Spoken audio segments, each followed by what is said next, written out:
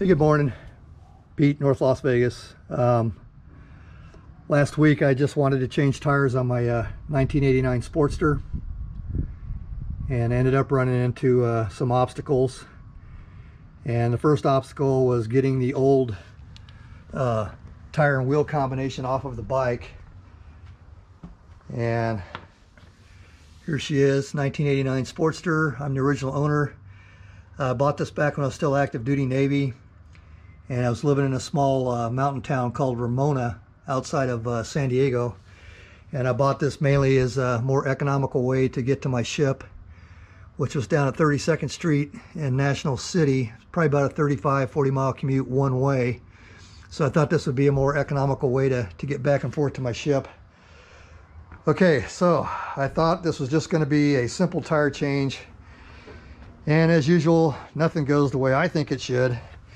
So the first obstacle I had was, I don't know if the camera's picking this up, but that says 190. And what's supposed to be on here is a 90-90.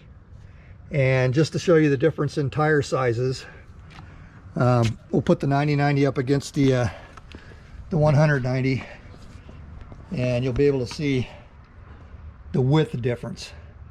So that's quite a bit. So the first obstacle I had was trying to get the old tire from between the forks, and because it was so wide, it wouldn't fit between the fender mounting hardware. So the nuts stick in here, and even letting all the air out of the tire, I thought maybe I could get it off of there, but no.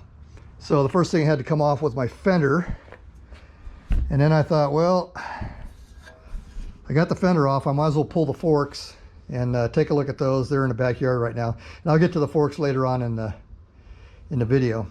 So anyway, that was the first obstacle, was getting the fat tire, the oversized tire that the dealership put on there, the wrong size tire for the Sportster. So on an 89 Sportster, if you're wondering whether a 190 will fit, yes, but the tolerances are extremely tight. They just barely fit. The correct size tire for an 89 Sportster on the 19-inch rim is 90-90. Okay, so this is a Dunlop 401F front tire, and I don't know how well the camera's picking it up, but these are directional, so they have to go on the wheel a certain way. I change dirt bike tires all the time, so I have the technique of getting tires off and on down pretty well. And I managed to get this new tubeless tire on without any damage to the rim at all. And so that went pretty good. And then after I got the tire on the rim and struggled a little bit to get the bead to set, I went to check the bearings, and the bearings are all roached. I don't know how well you can see that, but these are all brindled and corroded. So I thought, okay, no big deal. We'll just pop some new bearings in it. And then what I noticed was on the Harley Davidson 1989, and by the way, this rim is made in Japan. When I got the tire off, it said made in Japan on inside. So even back in 1989, these things were not all made in America.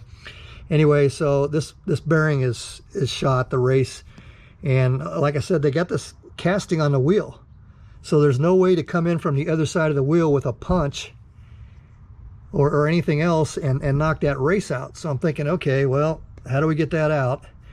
And there's a special Harley Davidson tool that the dealerships use, but there's also a couple aftermarket companies. Jim's USA makes one. By the time you're done with the collet that fits in there and gets behind the race to pull it out, the wedge and the handle, you're looking at around $200 plus. So I'm thinking, no, I'm not spending $200 on a special tool just to get that race out. So there's another company that probably a little over $100 by the time you're done, called George's Garage out of Bullhead, Arizona, and he sells his version of the same thing but a lot cheaper. So what I found was this OTC 4796. And this is a steering neck bearing race remover. You can see the little notched area here, and I'm pretty sure I got enough room behind that race. And then you come in from the other side of the wheel and use a drift and pound on this to knock the race out of the wheel. And this was under $40 from Summit Racing. So 100 plus or 200 plus versus this. And I'm pretty confident that this is going to work. And then the other thing I'll be doing is, and I'll show all this on the video, is just in case that race puts up a little bit of a fight, we'll be using this blue wrench, and we'll heat the area up. And I'm probably gonna have to pull this brake rotor off, but already got the cover off the other side, and there should be plenty of room to get this thing on there. So let's just do a dry fit and see how it fits.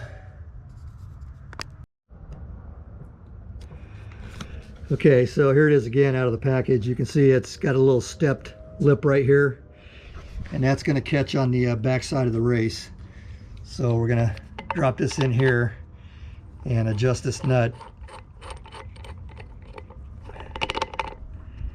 And I don't want to get it too tight because I don't want to dig into the aluminum hub. I just want to make sure that I'm behind the race. So we're there.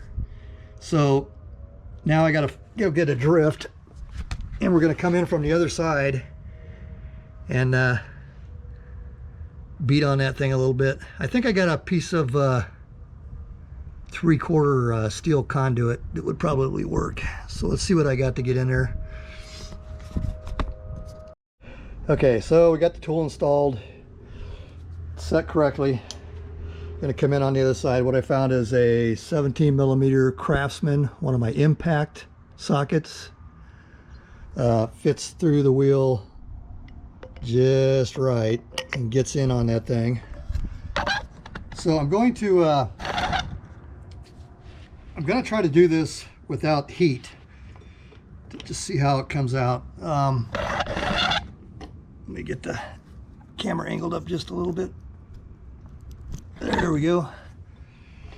So we're going to see what happens. I want to make sure I'm on that tool, not on the wheel. I don't want to dork up my rim.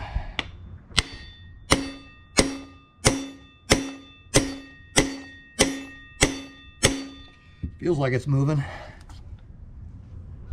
Oh yeah, that's almost out. All right, doesn't look like we're going to need any heat. When I get it out, I'll show you how this thing works.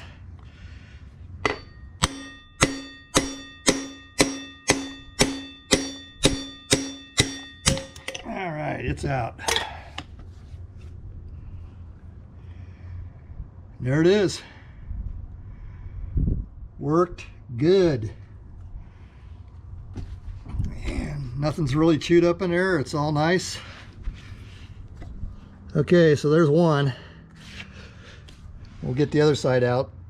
And then what I'm going to do is I'm going to take my Dremel and grind this down and knock a few thou off of it. And I'm going to use this to pound the new race in, and we'll get that on camera too. So anyway, yeah, this tool worked. Okay, so where the bearing race sat is still pretty good. The aluminum's nice and smooth. But out here where the seal goes, it's a little bit chewed up. So I'm going to take some 400 and just kind of clean up the hub in here. Okay, it literally took like 3 or 4 swipes just to knock down the crud where the seal goes. So it's cleaning up very nice. Okay, so I got the wheel hub all cleaned up, ready for new bearings, bearing race and seals. This is the old bearing race that I just pulled out. What I'm going to do is take a Dremel. I'm going to knock 2 or 3 thou off, and then the idea is to use this old bearing to knock the new bearing in without this getting stuck in there. And I don't have all the bearing pulling and installing equipment, so that's how I'm going to do it.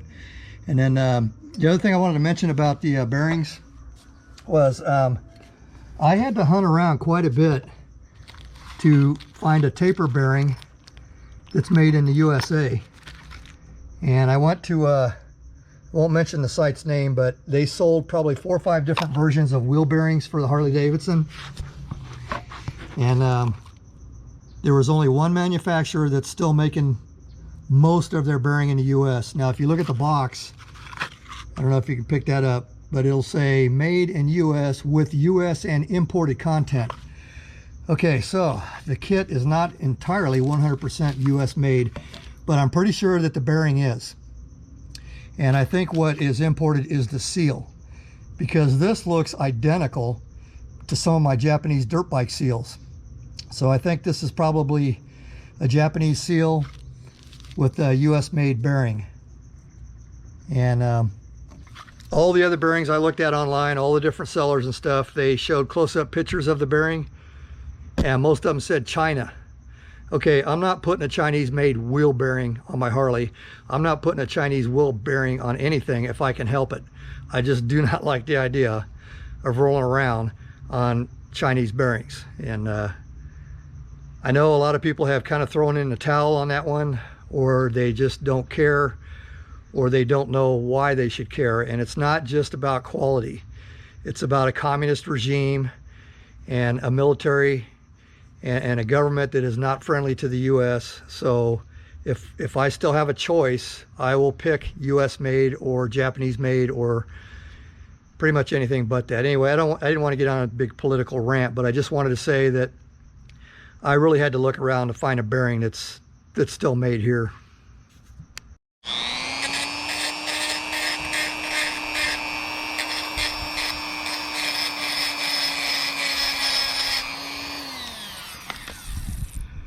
So normally on an interference fit, you're about maybe 2 to 4 thousandths, depending on the application.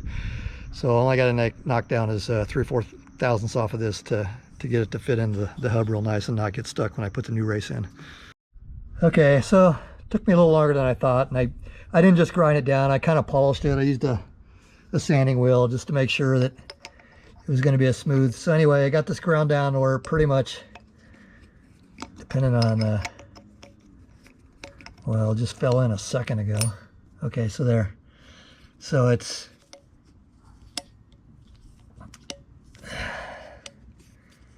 all right, well, I'll get it back out here in just a second. Anyway, it falls in and out. Okay, so my Harley Davidson manual and the bearing instructions or whatever, they say not to mix these up. So this race goes with this tapered bearing. So I've marked this box brake side. So I'm going to put the bearing for the brake side back in the box until I get ready to put the wheel completely back together. So this will be the brake side race. And how much does that matter? I don't know, but I'm just going to go by what the book says. Okay, so we're going to put a little grease on the race.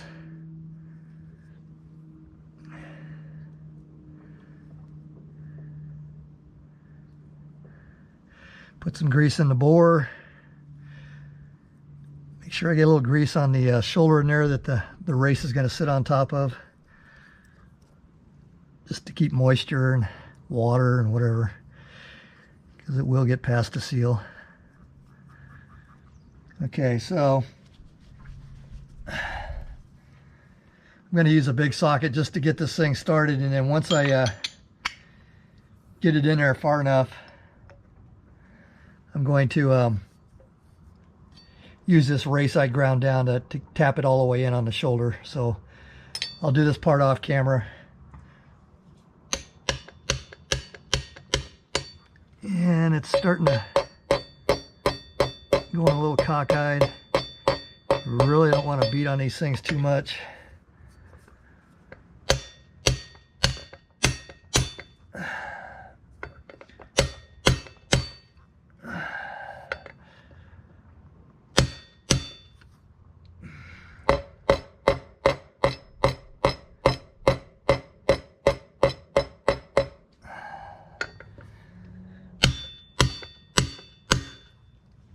All right, it's about halfway in. I'll do the rest off camera. Okay, so I've got it flush with the hub now. Now I'm going to use the one that I ground down. I'm going to use the fat part and face it down. In case this gets stuck, then I'll have a little bit of an edge to come in on the other side of the wheel and tap it back out. So anyway, you can see what's going on here. Once I get the bearing all the way in, we'll do one final clip. Okay, because the race was flush with the aluminum hub here, I had to be really careful at first to get this lined up and make sure I didn't come down on the aluminum hub And right now I've got it below flush, so now I don't have to worry as much. So anyway, like I said, we'll get the rest of this tapped in off camera. Okay, so I'm using a 36mm socket, and the new race bottomed out on the shoulder and the wheel before this went flush with the hub. So this all worked out really good. So anyway, I think I'm going to end the video here. I did want to talk about the forks a little bit, but I think the video is getting kind of long, and we'll talk about the forks in some other video. But anyway, when you get the new race bottomed out against the shoulder, you can feel it. It feels different while you're tapping on it. You can tell that you're bottomed out. So anyway, that's how I got the old race out, by using this here.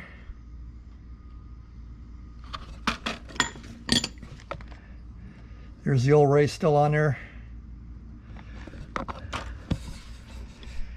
And around here in North Las Vegas, just if you buy your own tire and you take it in just to have the tire changed, they want $50. So imagine what they would want doing tires and bearings. Anyway, Pete, North Las Vegas, over and out.